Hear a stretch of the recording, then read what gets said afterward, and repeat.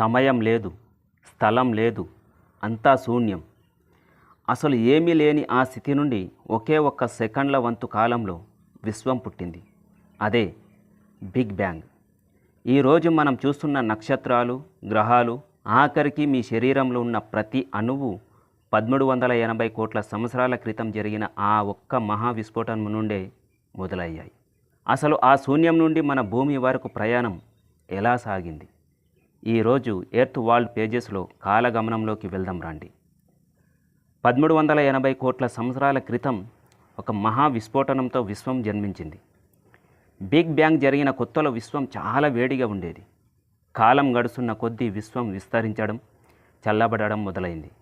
Hydrogen, helium వాయువులు గురుత్వాకర్షణ శక్తి వల్ల దగ్గరకు చేరాయి. అలా కోట్లాది నక్షత్రాలు జన్మించాయి. బిగ్ బ్యాంగ్ జరిగిన సుమారు 1360 కోట్ల సంవత్సరాల తర్వాత ఈ అనంత విశ్వంలో కోట్లాది నక్షత్రాలను ఒడిచిపట్టుకుని గెలాక్సీ అయిన మిల్కీవే గెలాక్సీ రూపుదిద్దుకుంది. ఇందులో కొన్ని వందల బిలియన్ల నక్షత్రాలు ఉన్నాయి. కానీ అందులో మన సూర్యుడు ఇంకా పుట్టలేదు. 460 కోట్ల సంవత్సరాల క్రితం మిల్కీవే గెలాక్సీలోని ఒక సుదూర ప్రాంతంలో ఒక పెద్ద వాయువుల మేఘం గురుత్వాకర్షణ తట్టుకోలేక దాని కేంద్రంలో విపరీతమైన వేడి, ఒత్తిడి పెరిగిపోయాయి. అలా ఆ మేఘం నడిఒడ్డున ఒక నక్షత్రం ప్రాణం పోసుకుంది. ఆయనే మన సూర్యుడు, మన సౌర కుటుంబానికి యజమాని. సూర్యుడు పుట్టినప్పుడు మిగిలిపోయిన దుమ్ము, ధూళి, రాళ్ళు సూర్యుడి చుట్టూ ఒక పెద్ద డిస్కులా తిరగడం ప్రారంభించాయి. 454 కోట్ల సంవత్సరాల క్రితం అగ్నిగోళంలా పుట్టి సూర్యుడి చుట్టూ తిరుగుతున్న ఆ వ్యర్థాలు, రాళ్ళు ఒకదానికొకటి ఢీకొంటూ గురుత్వాకర్షణ వల్ల ముద్దలుగా మారాయి. అలా మన సౌర కుటుంబం ఏర్పడింది. సూర్యుడికి దగ్గరగా ఉన్న వేడి ప్రాంతంలో రాతి గ్రహాలైన బుధుడు, శుక్రుడు, భూమి, అంగారకుడు ఏర్పడగా దూరంగా చల్లటి ప్రాంతంలో బృహస్పతి, శని లాంటి వాయుగ్రహాలు ఏర్పడ్డాయి. ఈ క్రమంలోనే సూర్యుడి నుండి 3వ గ్రహంగా మన భూమి పురుడు పోసుకుంది.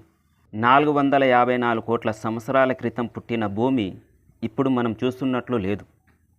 అదొక మండుతున్న లావగోళం, నరకానికి ప్రతిరూపం. సరిగ్గా అదే సమయంలో తీయ అనే ఒక అంగారకుడి పరిణామంలో ఉన్న గ్రహం భూమిని బలంగా ఢీకొట్టింది. ఆ శిథిలాల నుండే మన చంద్రుడు పుట్టాడు. ఆ తర్వాత కోట్ల సంవత్సరాల పాటు భూమిపై ఉల్కల వర్షం కురిసింది.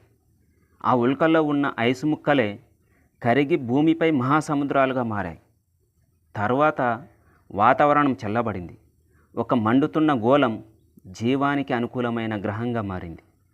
బిగ్ బ్యాంగ్ అనే ఒక చిన్న బిందువు నుండి మొదలై మిల్కీవే గెలాక్సీ దాటుకుని సూర్యుడి వేడిని తట్టుకుని నరకం లాంటి స్థితి నుండి ఈరోజు మనం బ్రతుకుతున్న ఈ అందమైన భూమి ఏర్పడడానికి 1380 కోట్ల సంవత్సరాలు పట్టింది.